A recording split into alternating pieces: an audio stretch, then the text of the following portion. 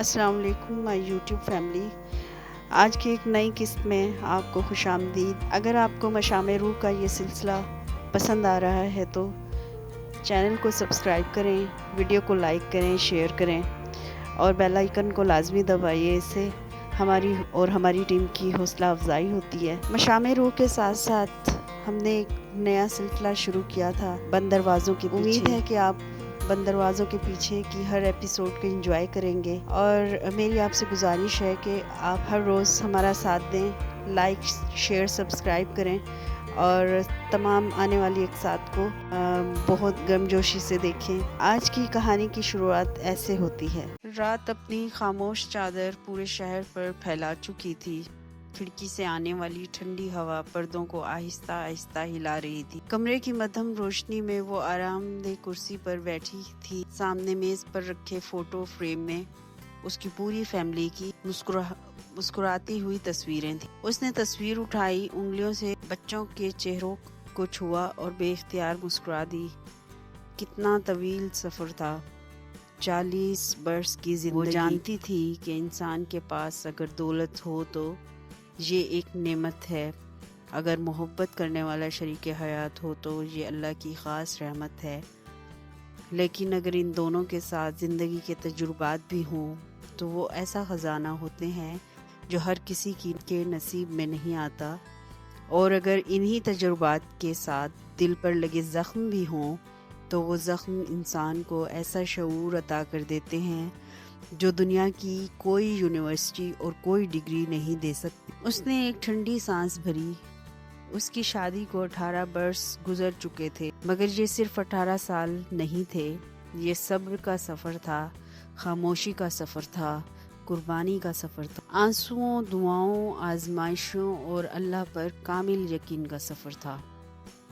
ہر موڑ نے اسے کچھ نہ کچھ سکھایا تھا، ہر تکلیف اس کے اندر ایک نئی عورت کو جنم دیا تھا۔ وہ زندگی میں ایسے لوگوں سے بھی ملی تھی جن کے پاس اعلیٰ ڈگریاں تھیں، بڑے بڑے عہدے تھے، مگر اخلاق، برداشت اور شعور سے وہ بالکل خالی تھے۔ اور پھر ایسے لوگ بھی دیکھے جنہوں نے شاید کبھی کسی یونیورسٹی کا دروازہ تک نہ دیکھا ہو، مگر ان کی گفتگو، ان کے فیصلے اور ان کے کردار میں ایسا نور تھا کہ بڑے بڑے تعلیم یافتہ لوگ بھی ان کے سامنے چھوٹے محسوس ہوتے تھے۔ اس لیے وہ ہمیشہ کہا کرتی تھی، تعلیم انسان کو روزگار دیتی ہے مگر شعور انسان کو کردار دیتا ہے، اور کردار وہ دولت ہے جو نسلوں تک منتقل ہوتی ہے۔ وہ کرسی سے اٹھی اور آہستہ آہستہ کھڑکی تک آ گئی۔ باہر رات گہری ہو رہی تھی، مگر اس کے ذہن میں ماضی کے کئی دریچے کھل رہے تھے۔ جب وہ اپنی زندگی کے اوراق پلٹتی، دو چہرے ہمیشہ اس کے سامنے آ کھڑے ہوتے، ایک رابعہ بھابھی اور دوسری اس کی بچپن دونوں کی کی سہیلی۔ زندگیاں ایک دوسرے سے بالکل مختلف تھیں۔ ایک کے پاس اعلیٰ تعلیم، ڈگریاں اور دنیاوی سہولتیں تھیں، دوسری کے پاس شاید یہ سب کچھ نہیں تھا، لیکن دونوں میں ایک چیز کی کمی یکساں تھی، شعور۔ تب اسے احساس ہوا تھا کہ انسان کو صرف غربت یا بے روزگاری ہی تباہ نہیں کرتی، بلکہ غلط سوچ، غلط صحبت، ضد، تکبر اور بے شعوری بھی انسان کو سب سے بڑی دشمن بن جاتی ہے۔ اسے اچانک اپنے بچپن کی مسجد یاد آ گئی، وہی مسجد جہاں محلے کی بزرگ خاتون بچیوں کو قرآن مجید پڑھایا کرتی تھیں۔ ان کی نرم مگر پر اثر آواز آج بھی اس کے کانوں میں گونجنے لگی۔ وہ اکثر سبق کے دوران کہا کرتی تھیں، اللہ تعالیٰ نے قرآن پاک میں ارشاد فرمایا ہے، اے ایمان والو، اپنے آپ کو اور اپنے اہل و عیال کو اس آگ سے بچاؤ جس کا ایندھن انسان اور پتھر ہیں۔ پھر وہ بڑی محبت سے سمجھاتی، دیکھو بیٹیوں، اللہ تعالیٰ نے سب سے پہلے اپنی اصلاح اور اپنے گھر والوں کی تربیت کی ذمہ داری یاد دلائی ہے۔ پھر وہ ایک حدیث سناتی جو آج تک اس کے دل میں نقش تھی۔ رسول پاک صلی اللہ علیہ وآلہ وسلم نے فرمایا، تم میں سے ہر شخص ذمہ دار ہے اور ہر شخص سے اس کی ذمہ داری کے بارے میں پوچھا جائے گا۔ وہ حدیث سنتے ہوئے اکثر سوچا کرتی تھی، کہ شاید اس لیے اللہ نے عورت کے دل میں اتنی مہر، برداشت اور قربانی رکھی ہے، کیونکہ عورت صرف ایک فرد نہیں ہوتی، وہ ایک گھر کی بنیاد ہوتی ہے، وہ بچوں کی پہلی استاد ہوتی ہے، وہ نسلوں کے کردار کی معمار ہوتی ہے۔ خود 3 بچوں کی ماں بن چکی تھی تو اسے اپنی قرآن کی استانی کی ہر بات پہلے سے کہیں زیادہ سمجھ آنے لگی تھی، اس لیے وہ اپنے بچوں کو صرف کتابوں کی تعلیم نہیں دینا چاہتی تھی، وہ چاہتی تھی کہ ان کے دلوں میں اللہ کا خوف ہو، بڑوں کا احترام، چھوٹوں پر شفقت ہو، سچ بولنے کی ہمت ہو اور اپنے کردار پر کبھی سمجھوتا نہ کرنے کا حوصلہ ہو، کیونکہ وہ جان چکی تھی دنیا میں دولت ختم ہو سکتی ہے، حسن مان پڑ سکتا ہے، شہرت چھین سکتی ہے، لیکن جب گھر کے بنیاد ایمان، اچھے اخلاق اور بہترین تربیت پر رکھی جائے، اس گھر کی خوشبو نسلوں تک باقی رہتی۔ فجر کی اذان ختم ہوئے ابھی زیادہ دیر نہیں گزری تھی، مشرق کی سمت سے سورج کی پہلی سنہری کرنیں آہستہ آہستہ زمین پر اتر رہی تھیں، ہلکی سی ٹھنڈی ہوا کچے راستوں سے گزرتی ہوئی گاؤں کے صحنوں میں لگے نیم، شہتوت اور کیکر کے درختوں کے پتوں کو سرسرا رہی تھی۔ کہیں دور کسی آنگن میں مرغے کی بانگ سنائی دیتی تو دوسری طرف مویشیوں کے گلوں میں بندھی گھنٹیوں کی مدھم جھنکار صبح کی خاموشی کو ایک عجب سا سکون بخش رہی تھی۔ رات کی اوس ابھی تک گھاس کی پتیوں پر موتیوں کی طرح چمک رہی تھی۔ گاؤں کی تنگ کچی گلیاں رات بھر کی خاموشی کے بعد آہستہ آہستہ جاگ رہی تھیں، کہیں کسی گھر سے لکڑی کے چولہے کا دھواں اٹھ رہا تھا، کہیں تازہ روٹیاں پکنے کی خوشبو فضا میں گھل رہی تھی، تو کہیں عورتیں صحن میں جھاڑو دیتی آپس میں آہستہ آہستہ باتیں کر رہی تھیں۔ اسی گاؤں کے ایک سادہ سے مٹی کے گھر کے صحن میں 7-8 برس کی ایک ننھی سی بچی اپنے ننھے قدموں سے دوڑتی ہوئی صحن کے بیچوں بیچ لگے لوہے کے نلکے کے پاس آ کر رکی۔ یہ مہک تھی، معصوم چہرہ، بڑی بڑی چمکتی ہوئی آنکھیں اور پیشانی پر بکھری چند بے ترتیب لٹیں۔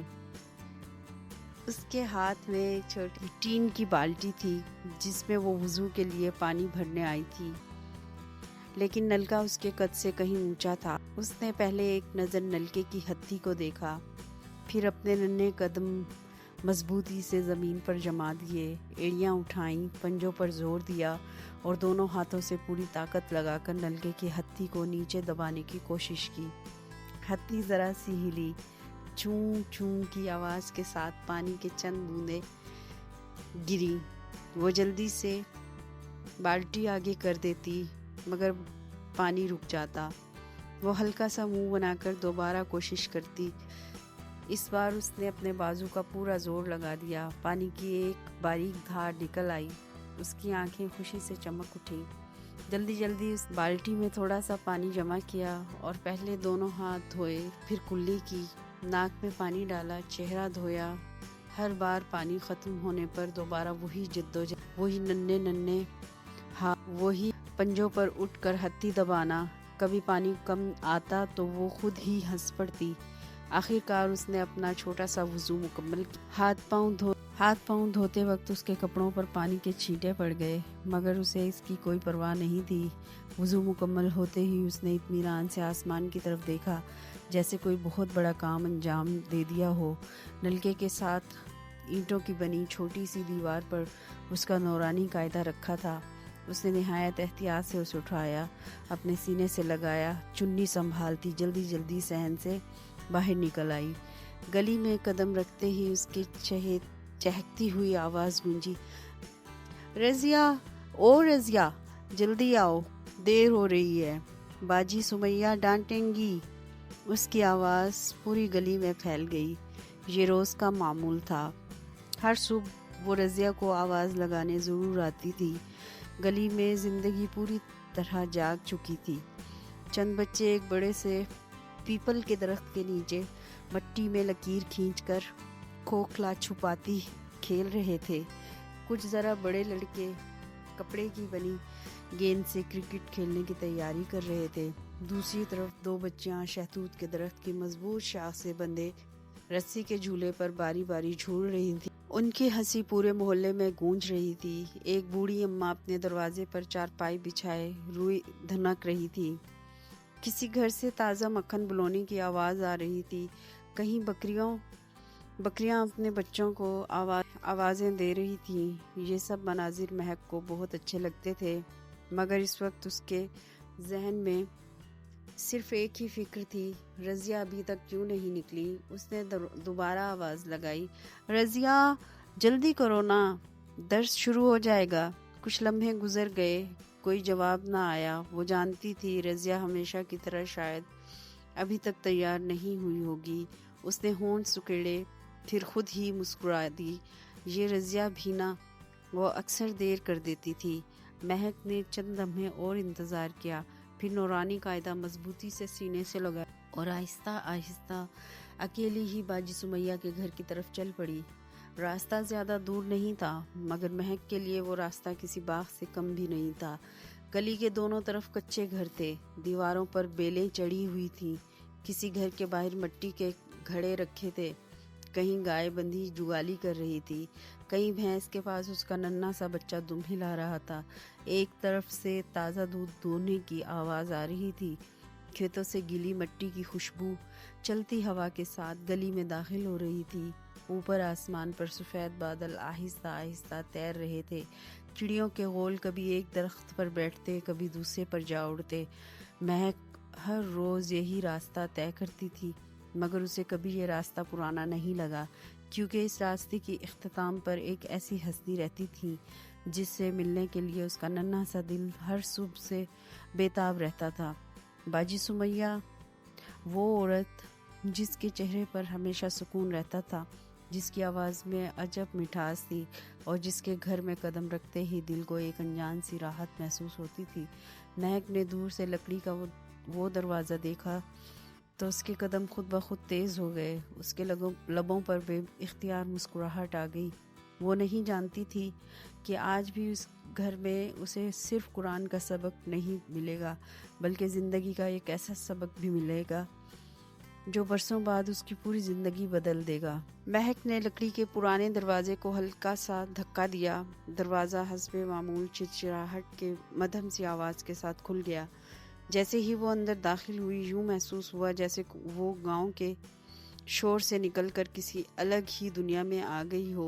یہ صرف ایک گھر نہیں تھا، یہ سکون کی ایک چھوٹی سی بستی تھی۔ اندر قدم رکھتے ہی ٹھنڈی مٹی کی خوشبو نے اس کا استقبال کیا۔ صحن کچا تھا، مگر اس قدر صاف ستھرا کہ کہیں ایک تنکا بھی ادھر ادھر دکھائی نہیں دیتا تھا۔ ایسا محسوس ہوتا تھا جیسے ابھی ابھی پانی کا ہلکا سا چھڑکاؤ کیا گیا ہو۔ گیلی مٹی کی سوندھی خوشبو دل میں اترتی چلی جاتی تھی۔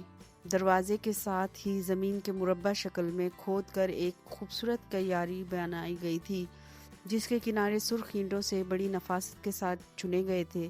اس کیاری میں چنبیلی کا گھنا پودا لگا تھا۔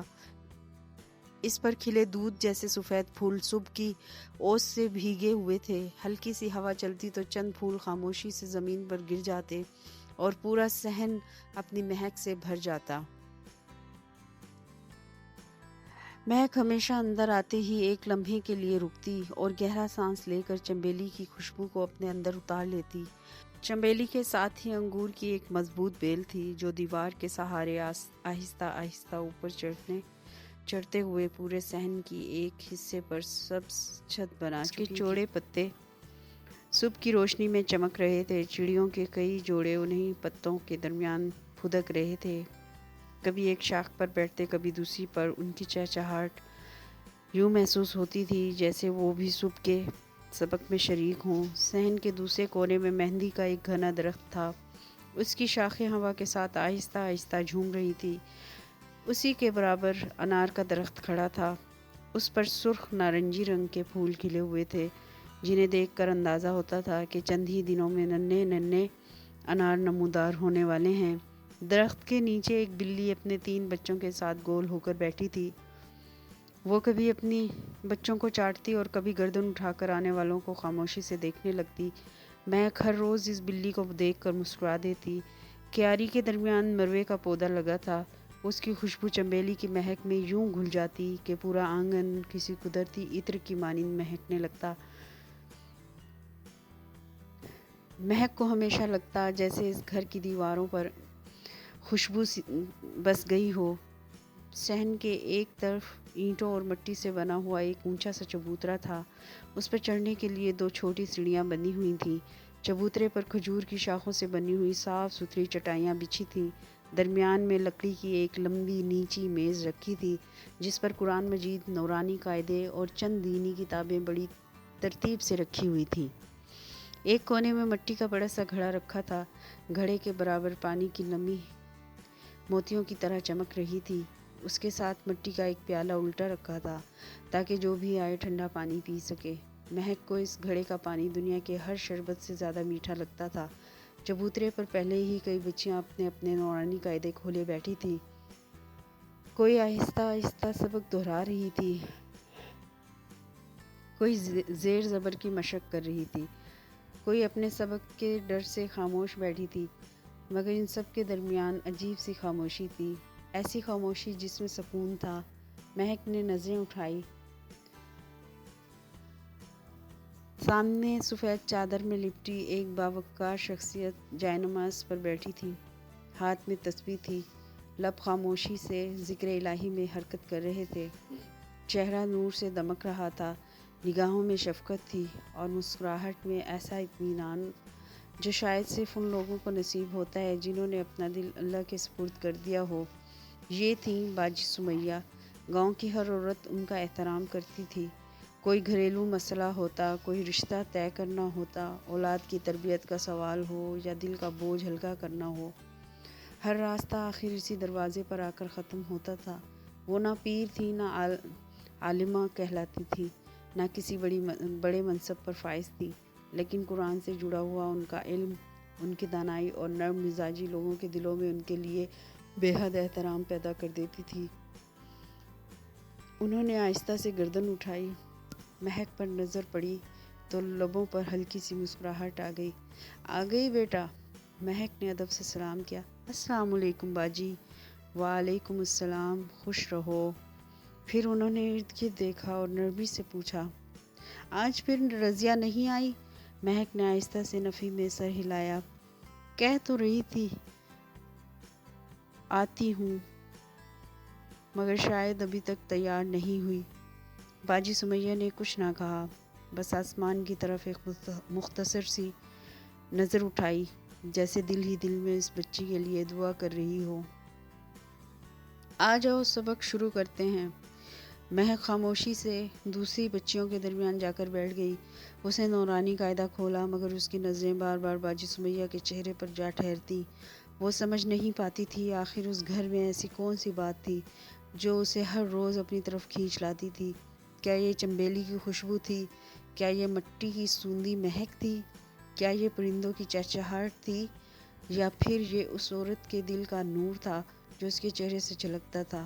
شاید قرآن کی برکت ہی تھی جس نے اس گھر کو صرف اینٹوں اور مٹی کا مکان نہیں رہنے دیا تھا، بلکہ اسے سکون، محبت اور ہدایت کا ایسا آنگن بنا دیا تھا جہاں آنے والا ہر انسان اپنے دل کا بوجھ کچھ ہلکا محسوس کرتا تھا۔ اور مہک، وہ تو ابھی ایک ننھی سی بچی تھی۔ اسے کیا معلوم تھا کہ اس چبوترے پر بیٹھ کر سنی جانے والی باتیں ایک دن اس کی زندگی کا سب سے قیمتی سرمایہ بن جائیں گی۔ چبوترے پر خاموشی چھا گئی تھی۔ صبح کی ہلکی دھوپ اب آہستہ آہستہ صحن میں پھیل رہی تھی۔ انگور کی بیل کی پتوں میں سے چھن کر آنے والی روشنی چٹائیوں پر عجیب سے نقوش بنا رہی تھی۔ چمیلی کے پھولوں کی خوشبو ہوا کے ساتھ پورے آنگن میں بکھر رہی تھی اور ایسا لگتا تھا جیسے قدرت بھی اس چھوٹے سے درس میں شامل ہونے کے لیے رک گئی ہو۔ باجی سمیہ نے سامنے بیٹھی بچیوں اور عورتوں پر ایک نظر ڈالی۔ ان کی نگاہوں میں سختی نہیں تھی، صرف محبت تھی۔ وہ جانتی تھی کہ انسان کو صرف الفاظ نہیں بدلتے، بلکہ وہ محبت بدلتی ہے جو الفاظ کے پیچھے چھپی ہو۔ انہوں نے تسبیح ایک طرف رکھی اور نہایت نرم آواز میں بولنا شروع کیا۔ بیٹیوں، زندگی صرف سانس لینے کا نام نہیں ہے۔ زندگی کا اصل مقصد یہ ہے کہ انسان اپنے رب کو پہچانے، اپنے آپ کو سمجھے اور اپنے کردار کو بہتر بنائے۔ سب خاموشی سے سننے لگیں۔ مہک بھی اپنے نورانی قاعدے پر انگلی رکھے پوری توجہ سے باجی سمیہ کی باتیں سن رہی تھی۔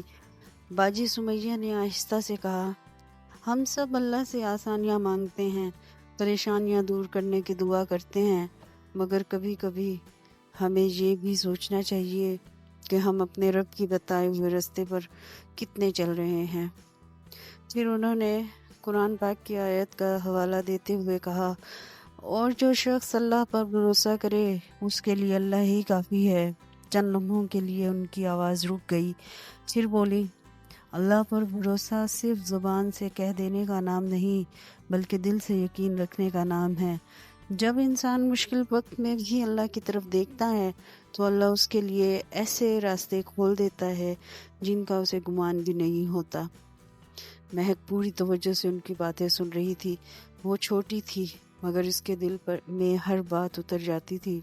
باجی سمیہ اکثر کہا کرتی تھی کہ علم صرف کتابوں میں نہیں ہوتا، علم وہ ہے جو انسان کے اندر تبدیلی پیدا کرے۔ انہوں نے عورتوں کی طرف دیکھ کر کہا، ہم قرآن پڑھتے ہیں، نماز ادا کرتے ہیں، ذکر کرتے ہیں، مگر ہمیں یہ بھی دیکھنا چاہیے کہ ہماری زبان، ہمارا رویہ اور ہمارے فیصلے بھی اللہ کو پسند آنے والے ہیں یا نہیں۔ پھر انہوں نے نرمی سے کہا، ہم نماز تو پڑھتے ہیں مگر کبھی اپنی زبان سے دوسروں کے دلوں کو زخمی بھی کر دیتے ہیں۔ قرآن کی تلاوت تو کرتے ہیں مگر رب کی رضا کو سمجھنے کی کوشش نہیں کرتے۔ ان کی آواز میں کچھ دکھ تھا۔ ہم حسن اور دورائی میں اتنے دور چلے جاتے ہیں کہ واپسی مشکل ہو جاتی ہے، اور بعض اوقات اعلیٰ تعلیم حاصل کرنے کے باوجود غصے اور ضد کے قیدی بنے رہتے ہیں۔ ایک عورت نے سر جھکا لیا۔ شاید ہر انسان کے اندر کچھ ایسی باتیں ہوتی ہیں جنہیں وہ دوسروں سے چھپا سکتا ہے مگر اپنے رب سے نہیں۔ باجی سمیہ نے مسکرا کر کہا، عقل علم سے پیدا ہوتی ہے مگر شعور تجربے، سوچ اور اپنے رب سے تعلق سے پیدا ہوتا ہے۔ پھر انہوں نے مہک اور دوسری بچیوں کی طرف دیکھا، یاد رکھنا بیٹیوں، تعلیم حاصل کرنا بہت ضروری ہے مگر تعلیم کے ساتھ تربیت نہ ہو تو انسان کے پاس الفاظ تو آ جاتے ہیں مگر حکمت نہیں آتی۔ وہ تھوڑی دیر خاموش رہی، پھر بولی، لوگ کہتے ہیں عورت گھر بناتی ہے مگر عورت گھر تب بناتی ہے جب وہ پہلے اپنے اندر ایک اچھا انسان بنائے۔ اینٹوں سے بنا ہوا گھر تو ہر کوئی بنا سکتا ہے مگر سکون کا مسکن کردار، محبت اور صبر سے بنتا ہے۔ مہک کے لیے یہ باتیں نہیں تھیں، وہ شاید سب کچھ مکمل طور پر سمجھ نہیں رہی تھی مگر اسے محسوس ہوتا تھا کہ باجی سمیہ کی ہر بات میں کوئی خاص روشنی ہے۔ اسی دوران رضیہ بھی آہستہ آہستہ صحن میں داخل ہوئی۔ بال قدرے بکھرے ہوئے تھے، سانس ذرا تیز تھی، وہ شاید جلدی جلدی بھاگ کر آئی تھی۔ مہک نے اسے دیکھا تو مسکرا دی، تم پھر دیر سے آئیں؟ رضیہ نے معصومیت سے کندھے اچکائے، بس تھوڑی دیر ہو گئی۔ باجی سمیہ نے دونوں بچیوں کو دیکھا، ایک طرف مہک تھی، خاموش، غور سے سننے والی، ہر بات کو دل میں تال لینے والی، اور دوسری طرف رضیہ تھی، زندگی سے بھرپور، شوق، خوبصورت خواب دیکھنے والی۔ دونوں ایک ہی عمر کی تھیں مگر ان کے مزاج مختلف تھے۔ باجی سمیہ جانتی تھی کہ جوانی کی دہلیز پر قدم رکھنے سے پہلے انسان کو صحیح رہنمائی کی سب سے زیادہ ضرورت ہوتی ہے، کیونکہ خواب دیکھنا خوبصورت بات ہے مگر خوابوں کو صحیح راستہ دینا شعور کا کام ہے۔ وہ رضیہ کو دیکھ کر دل ہی دل میں دعا کرنے لگی۔ انہیں معلوم تھا کہ ہر خوبصورت پھول کو صرف پانی نہیں چاہیے ہوتا، اسے صحیح سمت میں بڑھنے کے لیے مضبوط سہارا بھی چاہیے ہوتا ہے، اور شاید یہی وجہ تھی کہ باجی سمیہ ہر بچی کو صرف سبق نہیں پڑھاتی تھی، وہ انہیں زندگی کا سمجھانے کی کوشش کرتی تھی۔ درس ختم ہونے کے بعد بھی باجی سمیہ کے آنگن کی فضا میں ایک عجیب سا سکون باقی تھا۔ چبوترے پر بیٹھی بچیاں آہستہ آہستہ اپنے نورانی قاعدے بند کر رہی تھیں، کوئی اپنی کتاب سنبھال رہی تھی، کوئی چٹائی سیدھی کر رہی تھی اور کوئی جاتے جاتے باجی سمیہ سے دعائیں لے رہی تھی۔ چنبیلی کے پھولوں کی خوشبو اب بھی ہوا میں گھلی ہوئی تھی۔ مہک اپنی کتاب کو بہت احتیاط سے کپڑے میں لپیٹ رہی تھی جیسے وہ کوئی قیمتی خزانہ ہو۔ وہ ہمیشہ ایسی ہی تھی، جو چیز اسے محبت سے ملتی وہ اسے دل سے سنبھال کر رکھتی تھی، چاہے وہ کوئی کتاب ہو، کوئی نصیحت ہو یا کسی بڑے کی دعا۔ رضیہ اس کے بالکل برعکس تھی، وہ جلدی جلدی اپنا قاعدہ بند کر رہی تھی، کبھی اپنی چوڑیوں کو دیکھتی، کبھی صحن میں لگے پھولوں کو۔ اس کی آنکھوں میں ہمیشہ کچھ نئے خواب تیرتے رہتے تھے۔ وہ خوبصورت تھی، بہت خوش شوق، بہت زندہ دل۔ اس کے چہرے پر ایسی معصوم چمک تھی کہ جو بھی اسے دیکھتا بے اختیار مسکرا دیتا۔ مگر جہاں مہک ہر بات کے پیچھے چھپی حکمت تلاش کرتی تھی، وہاں رضیہ اکثر صرف خوبصورتی اور خواہشوں کو دیکھتی تھی۔ باجی سمیہ دونوں کو غور سے دیکھ رہی تھی۔ وہ جانتی تھی کہ ہر انسان کے اندر اللہ نے الگ مزاج رکھا ہے۔ کچھ لوگ خاموشی میں سیکھتے ہیں اور کچھ لوگ زندگی کے تجربات سے۔ انہوں نے دونوں بچیوں کو اپنے پاس بلایا۔ مہک، رضیہ ادھر آؤ بیٹا۔ دونوں قریب آ کر بیٹھ گئیں۔ باجی سمیہ نے محبت سے رضیہ کے سر پر ہاتھ پھیرا۔ بیٹا، خواب دیکھنا بہت اچھی بات ہے۔ اللہ نے انسان کے دل میں خواہشیں اسی لیے رکھی ہیں کہ وہ آگے بڑھنے کی کوشش کرے۔ رضیہ خاموشی سے سننے لگی۔ لیکن یاد رکھنا، صرف خوبصورت خواب کافی نہیں ہوتے، خوابوں کو صحیح راستہ دینے کے لیے سمجھ بوجھ بھی چاہیے ہوتی ہے۔ رضیہ نے معصومیت سے پوچھا، باجی کیا خواب بھی غلط ہو سکتے ہیں؟ باجی سمیہ مسکرائی، نہیں بیٹا، خواب غلط نہیں ہوتے، کبھی کبھی خواب دیکھنے کا انداز غلط ہو جاتا ہے۔ مہک نے یہ بات فوراً دل میں بٹھا لی، مگر رضیہ کچھ لمحے سوچتی رہی، پھر باہر کھیلتے بچوں کی آواز سن کر دوبارہ مسکرا دی۔ یہی رضیہ تھی، دل کی صاف، محبت کی بھوکی، خوبصورت چیزوں کی طرف جلدی مائل ہونے والی۔